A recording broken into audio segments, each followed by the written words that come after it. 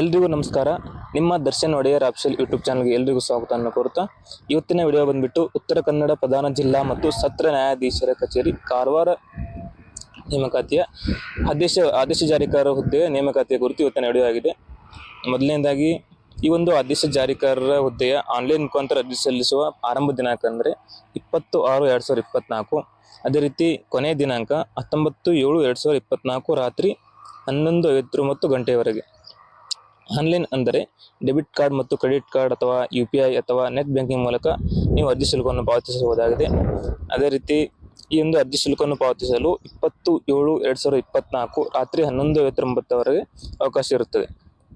ಇನ್ನು ವಿಷಯವನ್ನು ನೋಡುವುದಾದರೆ ಉತ್ತರ ಕನ್ನಡ ಕಾರವಾರ ಜಿಲ್ಲಾ ನ್ಯಾಯಾಂಗ ಘಟಕದಲ್ಲಿ ಖಾಲಿ ಇರುವ ಆದೇಶ ಜಾರಿಕಾರ ವೃಂದದ ಹುದ್ದೆಗಳನ್ನು ನೇರ ನೇಮಕಾತಿ ಮೂಲಕ ಭರ್ತಿ ಮಾಡಲು ಆನ್ಲೈನ್ ಮುಖಾಂತರ ಅರ್ಜಿಗಳನ್ನು ಆಹ್ವಾನಿಸುವ ಬಗ್ಗೆ.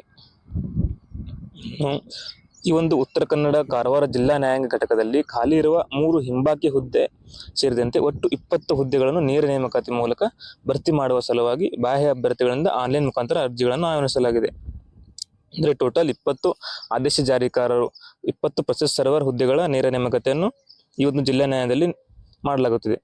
ಅರ್ಜಿಗಳನ್ನು ಕಾರವಾರ ಜಿಲ್ಲಾ ನ್ಯಾಯಾಲಯದ ವೆಬ್ಸೈಟ್ ಅಂದರೆ ಈ ವೆಬ್ಸೈಟ್ ಮೂಲಕ ಆನ್ಲೈನ್ನಲ್ಲಿ ಅರ್ಜಿ ಸಲ್ಲಿಸುವ ಪ್ರಾರಂಭ ದಿನಾಂಕ 20/6/2024ರಿಂದ ದಿನಾಂಕ 19/7/2024 ರಾತ್ರಿ 11:59ರವರೆಗೆ ಅರ್ಜಿಯನ್ನು ಸಲ್ಲಿಸಬಹುದಾಗಿದೆ. ಮತ್ತು ಪೂರ್ಣ ಅರ್ಜಿಯನ್ನು ಸಲ್ಲಿಸಿದ ಅಭ್ಯರ್ಥಿಗಳಿಗೆ ಅರ್ಜಿ ಶುಲ್ಕವನ್ನು ಪಾವತಿಸಲು ಕೊನೆಯ ದಿನಾಂಕ 20/7/2024 ಆಗಿರುತ್ತದೆ. ಸೊ ನೀವು ಆನ್ಲೈನನ್ನು ಹೊರತುಪಡಿಸಿ ಬೇರೆ ಯಾವುದೇ ರೀತಿಯಲ್ಲಿ ಅರ್ಜಿ ಸಲ್ಲಿಸುವ ಅರ್ಜಿಗಳನ್ನು ಅವರು ಪರಿಗಣಿಸಲಾಗುವುದಿಲ್ಲ. ಇನ್ನು ಹುದ್ದೆ ವಿವರನ್ನು ನೋಡಿದರೆ ಆದೇಶ ಜಾರಿಕಾರರು ಒಟ್ಟು ಪ್ರೊಸೆಸ್ ಸರ್ವರ್ ಒಟ್ಟು 20 ಹುದ್ದೆಗಳು ಖಾಲಿ ಇವೆ. ವೇತನ ಶ್ರೇಣಿಯನ್ನು ನೋಡುವುದಾದರೆ ₹19,950 ₹37,900ವರೆಗೆ ಹಾಗೂ ಲಭ್ಯವಿರುವ ಇತರೆ ಭತ್ಯೆಗಳು ಲಭ್ಯವಿರುತ್ತದೆ. ಇದು ವೇತನ ಶ್ರೇಣಿಯಾಗಿದ್ದು, ಇನ್ನು ಹುದ್ದೆಗಳ ವರ್ಗೀಕರಣವನ್ನು ನೋಡುವುದಾದರೆ ಟೋಟಲ್ 20 ಪ್ರೊಸೆಸ್ ಸರ್ವರ್ ಹುದ್ದೆಗಳ ಸಂಖ್ಯೆ ಇದ್ದು, ಅದರಲ್ಲಿ ಪರಿಶಿಷ್ಟ ಜಾತಿಯನ್ನು ನೋಡಿದರೆ ಒಟ್ಟು 3 ಹುದ್ದೆಗಳು ಖಾಲಿ ಇವೆ. ಇದರಲ್ಲಿ ಇತರೆ 1, ಮಹಿಳಾ ಅಭ್ಯರ್ಥಿ 1, ಗ್ರಾಮೀಣ ಅಭ್ಯರ್ಥಿ 1. ಅದೇ ರೀತಿ ಪರಿಶಿಷ್ಟ ಪಂಗಡವನ್ನು ನೋಡಿದರೆ ಒಟ್ಟು 2 ಹುದ್ದೆಗಳು ಖಾಲಿ ಇವೆ. ಇತರೆ 1, ಮಹಿಳಾ ಅಭ್ಯರ್ಥಿಗೆ 1, ಟೋಟಲ್ 2 ಹುದ್ದೆಗಳು ಖಾಲಿ ಇವೆ. ಅದೇ ರೀತಿ ಪ್ರವರ್ಗ 1 ನೋಡೋದಾದರೆ 1 ಹುದ್ದೆಗಳು ಖಾಲಿ ಇವೆ. ಪ್ರವರ್ಗ 2A ನೋಡೋದಾದರೆ ಒಟ್ಟು 2 ಹುದ್ದೆಗಳು ಖಾಲಿ ಇದ್ದು, ಇತರೆ 1 ಮತ್ತು ಮಹಿಳಾ ಅಭ್ಯರ್ಥಿಗೆ ತಲಾ 1ರಂತೆ ಹುದ್ದೆಯನ್ನು ಹಂಚಿಕೆ ಮಾಡಲಾಗಿದೆ. ಅದೇ ರೀತಿ ಪ್ರವರ್ಗ 2B ಅನ್ನು ನೋಡೋದಾದರೆ ಟೋಟಲ್ 1 ಹುದ್ದೆ ಖಾಲಿ ಇವೆ. ಅದೇ ರೀತಿ ಪ್ರವರ್ಗ 3A ನೋಡುವುದಾದರೆ ಟೋಟಲ್ 1 ಹುದ್ದೆ ಖಾಲಿ ಇವೆ. ಪ್ರವರ್ಗ 3B ನೋಡುವುದಾದರೆ 1 ಹುದ್ದೆಗಳು ಖಾಲಿ ಇವೆ. ಇನ್ನು ಸಾಮಾನ್ಯ ನೋಡುವುದಾದರೆ ಸಾಮಾನ್ಯ ಕೆಟಗರಿಯನ್ನು ನೋಡುವುದಾದರೆ ಒಟ್ಟು 9 ಹುದ್ದೆಗಳು ಖಾಲಿ ಇದ್ದು, ಅದರಲ್ಲಿ ಇತರೆ 2, ಮಹಿಳಾ ಅಭ್ಯರ್ಥಿ 3, ಗ್ರಾಮೀಣ ಅಭ್ಯರ್ಥಿ 3, ಅಂಗವಿಕಲ ಅಭ್ಯರ್ಥಿ 1ರಂತೆ ಟೋಟಲ್ 9 ಹುದ್ದೆಗಳು ಖಾಲಿ ಇವೆ. ಹೀಗೆ ಒಟ್ಟು ಇತರೆಯಲ್ಲಿ 9, ಮಹಿಳಾ ಅಭ್ಯರ್ಥಿಗಳಿಗೆ 6, ಗ್ರಾಮೀಣ ಅಭ್ಯರ್ಥಿಗಳಿಗೆ 4, ಅಂಗವಿಕಲ ಅಭ್ಯರ್ಥಿಗಳಿಗೆ 1ರಂತೆ ಒಟ್ಟು 20 ಹುದ್ದೆಗಳು 20 ಆದೇಶ ಜಾರಿಕಾರ ಹುದ್ದೆಗಳು ಈ ಒಂದು ಕಾರವಾರ ಡಿಸ್ಟ್ರಿಕ್ಟ್ ಕೋರ್ಟ್ನಲ್ಲಿ ಖಾಲಿ ಇವೆ. ಇನ್ನು ಶೈಕ್ಷಣಿಕ ವಿದ್ಯಾರ್ಥಿಯನ್ನು ನೋಡುವುದಾದರೆ ಕರ್ನಾಟಕ ರಾಜ್ಯ ಪ್ರೌಢ ಶಿಕ್ಷಣ ಪರೀಕ್ಷಾ ಮಂಡಳಿಯ ನಡೆಸುವ SSLC ಪರೀಕ್ಷೆಯಲ್ಲಿ ಉತ್ತೀರ್ಣತೆ ಅಥವಾ ತತ್ಸಮಾನ ವಿದ್ಯಾರ್ಥಿಯನ್ನು ಅರ್ಜಿ ಸಲ್ಲಿಸಲು ನಿಗದಿಪಡಿಸಿರುವ ಕಡೆಯ ದಿನಾಂಕದೊಳಗೆ ಹೊಂದಿರಬೇಕು. ಅದೇ ರೀತಿ ಭಾರಿ ಅಥವಾ ಹಗುರ ವಾಹನ ಚಾಲನಾ ಅನುಜ್ಞಾ ಪತ್ರ, driving licence, HMV heavy motor vehicle ಅಥವಾ LMV ಲೈಟ್ ಮೋಟಾರ್ ವೆಹಿಕಲ್ ಹೊಂದಿದವರಿಗೆ ಆದ್ಯತೆ ನೀಡಲಾಗುವುದು. ಆಯ್ಕೆಯ ವಿಧಾನವನ್ನು ನೋಡುವುದಾದರೆ ಅಭ್ಯರ್ಥಿಗಳ ಆಯ್ಕೆಯು ಕರ್ನಾಟಕ ಅಧೀನ ನ್ಯಾಯಾಲಯಗಳ ಲಿಪಿಕ ಮತ್ತು ಇತರ ಹುದ್ದೆಗಳ ನೇಮಕಾತಿ ನಿಯಮಗಳು 1982 ಮತ್ತು ತಿದ್ದುಪಡಿ ನಿಯಮಗಳು 2007 ಹಾಗೂ 2021 ಅನ್ವಯ ನೇರ ನೇಮಕಾತಿಯನ್ನು ನಡೆಸುತ್ತಾರೆ. ಅಭ್ಯರ್ಥಿಯು ಶೈಕ್ಷಣಿಕ ಅರ್ಹತಾ ಪರೀಕ್ಷೆಗಳಲ್ಲಿ ಗಳಿಸಿರುವ ಒಟ್ಟು ಶೇಕಡಾವಾರು ಅಂಕಗಳ ಆಧಾರದ ಮೇಲೆ ಒಂದು ಹುದ್ದೆಗೆ 25 ಅಭ್ಯರ್ಥಿಗಳಂತೆ 1:25 ಅನುಪಾತದಲ್ಲಿ ಅತಿ ಹೆಚ್ಚು ಅಂಕ ಪಡೆದ ಅಭ್ಯರ್ಥಿಗಳನ್ನು ಅಧಿಸೂಚಿಸಿರುವ ಹುದ್ದೆಗಳ ಮೀಸಲಾತಿಗೆ ಅನುಗುಣವಾಗಿ ಸಂದರ್ಶನಕ್ಕೆ ಕರೆಯಲಾಗುವುದು. ಅಂದರೆ ನೀವು ತೆಗೆದಂಥ SSLCಯ ರಿಸಲ್ಟ್ ಮೇಲೆ ಅವ್ರ ಮೆರಿಟ್ ಲಿಸ್ಟ್ ಮೇಲೆ ಅವರು ಆಯ್ಕೆಯನ್ನು ಮಾಡುತ್ತಾರೆ.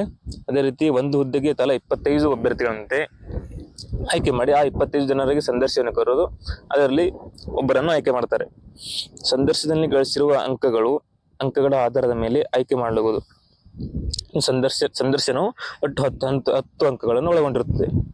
ಅಧಿಸೂಚಿಸಿರುವ ಅಂಗವಿಕಲತೆ ಹೊಂದಿರುವ ಅಭ್ಯರ್ಥಿಗಳು ಲಭ್ಯರಿಲ್ಲದೆ ಇದ್ದಲ್ಲಿ ಅಂತಹ ರಿಕ್ತ ಸ್ಥಾನವನ್ನು ಮುಂದಿನ ನೇಮಕಾತಿಗೆ ಮುಂದಕ್ಕೊಯ್ಯಲಾಗುವುದು. ಇನ್ನು ವಯೋಮಿತಿಯನ್ನು ನೋಡುವುದಾದರೆ ಅರ್ಜಿ ಸಲ್ಲಿಸಲು ನಿಗದಿಪಡಿಸಿದ ಕೊನೆಯ ದಿನಾಂಕದಂದು ಕೆಳಕಂಡ ಕನಿಷ್ಠ ವಯೋಮಿತಿಯನ್ನು ಹೊಂದಿರಬೇಕು ಹಾಗೂ ಗರಿಷ್ಠ ವಯೋಮಿತಿಯನ್ನು ಮೀರಿರಬಾರದು. ಕನಿಷ್ಠ ವಯೋಮಿತಿ ಎಂದರೆ 18 ವರ್ಷಗಳು, ಗರಿಷ್ಠ ವಯೋಮಿತಿ ಎಂದರೆ 35 ವರ್ಷಗಳು. ಪ್ರವರ್ಗ 2A ಥರ್ಡ್ ಬಿ ಅಭ್ಯರ್ಥಿಗಳಿಗೆ 38 ವರ್ಷಗಳು, ಪರಿಶಿಷ್ಟ ಜಾತಿ, ಪರಿಶಿಷ್ಟ ಪಂಗಡ ಹಾಗೂ ಪ್ರವರ್ಗ 1ರ ಅಭ್ಯರ್ಥಿಗಳಿಗೆ 40 ವರ್ಷಗಳು ವಯೋಮಿತಿ ಇರುತ್ತದೆ.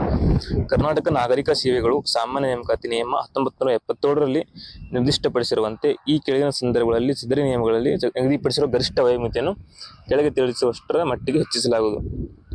ವಯೋಮಿತಿ ಹೆಚ್ಚಿಸುವ ಬಗ್ಗೆ ಈ ಕೆಳಗಡೆ ಅವರು ಸೂಚನೆಯನ್ನು ಕೊಟ್ಟಿದ್ದಾರೆ. ನೀವು ಇದನ್ನು ಓದ್ಕೊಳ್ಬಹುದಾಗಿದೆ. ಈ ಒಂದು ಅಧಿಸೂಚನೆ PDF ಅನ್ನು ನಾನು ಟೆಲಿಗ್ರಾಮ್ ಗ್ರೂಪಲ್ಲಿ ಕಳುಹಿಸಿರುತ್ತೇನೆ. ನಮ್ಮೊಂದು ಟೆಲಿಗ್ರಾಮ್ ಗ್ರೂಪ್ನ ಚಾನಲನ್ನು ಕೆಳಗಡೆ ಡಿಸ್ಕ್ರಿಪ್ಷನ್ನಲ್ಲಿ ಕೊಟ್ಟಿರ್ತೇನೆ.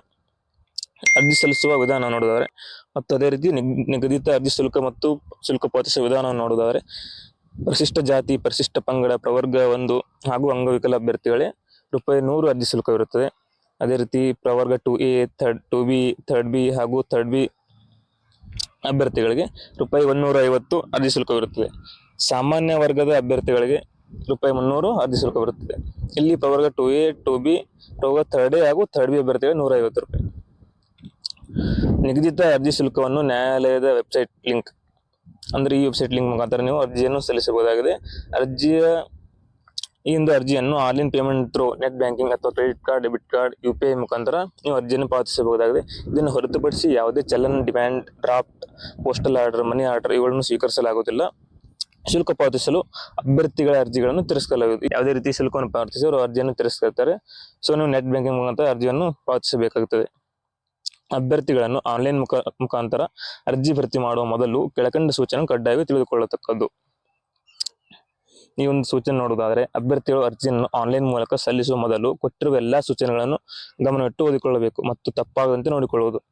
ಸರಿಯಾದ ಮಾಹಿತಿ ನೀಡದೇ ಇರುವ ಮತ್ತು ಅಪೂರ್ಣ ಮಾಹಿತಿಯನ್ನು ಅರ್ಜಿಗಳನ್ನು ತಿರಸ್ಕರಿಸುತ್ತಾರೆ.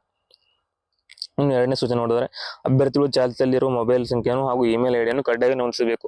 ಒಂದು ವೇಳೆ SMS ಅಥವಾ ಇಮೇಲ್ ಮುಖಾಂತರ ಅಭ್ಯರ್ಥಿ ಸಂದೇಶ ತಲುಪದಿದ್ದಲ್ಲಿ ಈ ಪ್ರಾಧಿಕಾರವು ಹೊಣೆಯಾಗುವುದಿಲ್ಲ. ಈ ಒಂದು ಅಪ್ಲಿಕೇಶನ್ ಅಂತ ಹಾಕುವಂತ ಸಂದರ್ಭದಲ್ಲಿ ನಿಮ್ಮೊಂದು ಇಮೇಲ್ ಐಡಿ ಅಥವಾ ಮೊಬೈಲ್ ನಂಬರ್ನು ಸರಿಯಾಗಿ ನಮೂದಿಸಬೇಕು. ಯಾಕಂದ್ರೆ ನೀವೇನಾದ್ರೂ ಸೆಲೆಕ್ಟ್ ಆದಲ್ಲಿ ನಿಮಗೆ ಈ ಒಂದು ಇಮೇಲ್ ಐಡಿ ಮುಖಾಂತರ ಅವರು ಮೆಸೇಜ್ ಅನ್ನು ಕಳಿಸ್ತಾರೆ. ಆದ ಕಾರಣ ನೀವು ಈ ಇಮೇಲ್ ಐಡಿ ಹಾಗೂ ಮೊಬೈಲ್ ನಂಬರ್ ನಮೂದಿಸುವಲ್ಲಿ ಯಾವುದೇ ರೀತಿ ತಪ್ಪನ್ನು ಮಾಡಬೇಡಿ. ಇನ್ನು ಮೂರನೇದಾಗಿ ನೋಡಿದರೆ ಅರ್ಹ ಅಭ್ಯರ್ಥಿಗಳಿಗೆ SMS ಅಥವಾ ಇಮೇಲ್ ಮುಖಾಂತರ ಮಾಹಿತಿ ನೀಡಲಾಗುವುದು. ಸಂದರ್ಶನಕ್ಕೆ ಅಥವಾ ಅರ್ಹತಾ ಪರೀಕ್ಷೆಗೆ ಅರ್ಹ ಅಭ್ಯರ್ಥಿಗಳು ಪಟ್ಟಿಯನ್ನು ನ್ಯಾಯಾಲಯದ ವೆಬ್ಸೈಟ್ನಲ್ಲಿ ಪ್ರಕಟಿಸುತ್ತಾರೆ. ಅದೇ ರೀತಿ ಅಭ್ಯರ್ಥಿ ಭಾವಚಿತ್ರ ಮತ್ತು ಸಹಿ ಸ್ಕ್ಯಾನ್ ಮಾಡುವ ಅಪ್ಲೋಡ್ ಮಾಡುವ ಇಲ್ಲ ನಿರ್ದೇಶಗಳನ್ನು ಇಲ್ಲಿ ಕೆಳಗೆ ಕೊಟ್ಟಿರ್ತಾರೆ, ನೀವು ನೋಡ್ಬೋದು. ಅದೇ ರೀತಿ ನಾಲ್ಕನೇದಾಗಿ ನೋಡಿದರೆ ಅಭ್ಯರ್ಥಿಯು ಆನ್ಲೈನ್ ಅರ್ಜಿಯಲ್ಲಿ ಕೋರಲಾದ ಎಲ್ಲಾ ಮಾಹಿತಿಗಳನ್ನು ಭರ್ತಿ ಮಾಡಿ ನಿಗದಿತ ಶುಲ್ಕ ಪಾವತಿಸಲು ಈ ಅಧಿಸೂಚನೆಯಲ್ಲಿ ತಿಳಿಸಿರುವಂತೆ ಕ್ರಮ ಕೈಗೊಳ್ಳುವುದು. ತದನಂತರ ಅರ್ಜಿಯನ್ನು ಹಾಗೂ ಶುಲ್ಕವನ್ನು ತುಂಬಿದ ಪ್ರತಿಯನ್ನು ಡೌನ್ಲೋಡ್ ಮಾಡಿಕೊಂಡು ನೇಮಕಾತಿ ಪ್ರಕ್ರಿಯೆ ಮುಗಿಯುವವರೆಗೂ ನಿಮ್ಮ ಹತ್ರ ಇರಿಸಿಕೊಳ್ಳಬೇಕು. ಈ ಒಂದು ಅರ್ಜಿ ಸಲ್ಲಿಸಿದಂತ ಪ್ರಿಂಟ್ಔಟ್ ಅನ್ನು ತೆಗೆದುಕೊಂಡು ಈ ಒಂದು ನ್ಯಾಯಾಲಯದ ನೇಮಕಾತಿ ಮುಗಿಯುವವರೆಗೂ ನಿಮ್ಮ ಹತ್ರ ಇಟ್ಕೊಳ್ಬೇಕು. ಅದೇ ರೀತಿ ನೋಡಿದರೆ ಅಭ್ಯರ್ಥಿಗಳು ಅರ್ಜಿ ಸಲ್ಲಿಸುವ ನಿಗದಿಪಡಿಸಿದ ಕೊನೆಯ ದಿನಾಂಕದವರೆಗೂ ವಿಳಂಬ ಮಾಡದೆ ಮುಂಚಿತವಾಗಿ ಅರ್ಜಿಯನ್ನು ಸಲ್ಲಿಸತಕ್ಕದ್ದು ಹಾಗೂ ನಿಗದಿತ ಅರ್ಜಿ ಶುಲ್ಕವನ್ನು ಜಾಗರೂಕತೆಯಿಂದ ಪಾವತಿಸಿ. ಒಮ್ಮೆ ಶುಲ್ಕವನ್ನು ಪಾವತಿಸಿದ ನಂತರ ಆ ಶುಲ್ಕವನ್ನು ಯಾವುದೇ ಸಂದರ್ಭದಲ್ಲಿ ಹಿಂತಿರುಗಿಸಲಾಗುವುದಿಲ್ಲ. ಈ ಒಂದು ಕೆಳಕಂಡ ಸೂಚನೆಗಳನ್ನು ನೀವು ಈ PDF ಅನ್ನು ಡೌನ್ಲೋಡ್ ಮಾಡುವ ಮೂಲಕ ಓದ್ಕೊಳ್ಳಬಹುದಾಗಿದೆ. ಸೂಚನೆಗಳನ್ನು ಎಚ್ಚರಿಕೆಯಿಂದ ಓದಿ ನೀವು ಅರ್ಜಿಯನ್ನು ಸಲ್ಲಿಸಬಹುದಾಗಿದೆ. ಇದಿಷ್ಟು ಈ ಒಂದು ಪ್ರೊಸೆಸ್ ಸರ್ವರ್ನ ಹುದ್ದೆಯ ಸೂಚನೆಗಳಾಗಿವೆ. ನೀವೇನಾದರೂ ಈ ಒಂದು ಆದೇಶ ಜಾರಿಕಾರ ಹುದ್ದೆಗೆ ಅರ್ಜಿಯನ್ನು ಸಲ್ಲಿಸಬೇಕಾದಲ್ಲಿ ಸಲ್ಲಿಸ್ತೀರಂದ್ರೆ ನಿಮ್ಮೊಂದು SSLC ಪರ್ಸೆಂಟೇಜ್ 90 ಮೇಲ್ಗಡೆ ಆಗಿದ್ದಲ್ಲಿ ನೀವೊಂದು ಆದೇಶ ಜಾರಿಕಾರ ಹುದ್ದೆಗೆ ಆಯ್ಕೆ ಆಗುವಂತಹ ಚಾನ್ಸಸ್ ತುಂಬಾ ಹೆಚ್ಚಿನದಾಗಿದೆ. ಸೊ ನೀವೊಂದು ಈ ಒಂದು ಪ್ರೊಸೆಸರ್ ಹುದ್ದೆಗೆ ಅರ್ಜಿಯನ್ನು ಸಲ್ಲಿಸಬೇಕಾದಲ್ಲಿ ಈ ಒಂದು ಲಿಂಕ್ ಮುಖಾಂತರ ಇಲ್ಲಿ ಕೊಟ್ಟಿರ್ತಕ್ಕಂಥ ಲಿಂಕ್ ಮುಖಾಂತರ ಅರ್ಜಿಯನ್ನು ಸಲ್ಲಿಸಬಹುದಾಗಿದೆ. ಇಷ್ಟು ಇವತ್ತಿನ ವಿಡಿಯೋ ಆಗಿದ್ದು, ಅರ್ಜಿಯನ್ನು ಸಲ್ಲಿಸುವಂತ ಎಲ್ಲ ವಿದ್ಯಾರ್ಥಿಗಳಿಗೆ ಆಲ್ ದಿ ಬೆಸ್ಟ್ ಹೇಳುತ್ತಾ, ನಿಮ್ಗೇನಾದ್ರೂ ಈ ವಿಡಿಯೋ ಇಷ್ಟ ಆದಲ್ಲಿ ಲೈಕ್ ಮಾಡಿ, ಶೇರ್ ಮಾಡಿ, ಸಬ್ಸ್ಕ್ರೈಬ್ ಮಾಡಿ ಅಂತ ಹೇಳ್ತಾ ಇವತ್ತಿನ ವಿಡಿಯೋ ನೋಡಿದ್ದಕ್ಕಾಗಿ ಎಲ್ಲರಿಗೂ ಧನ್ಯವಾದಗಳು.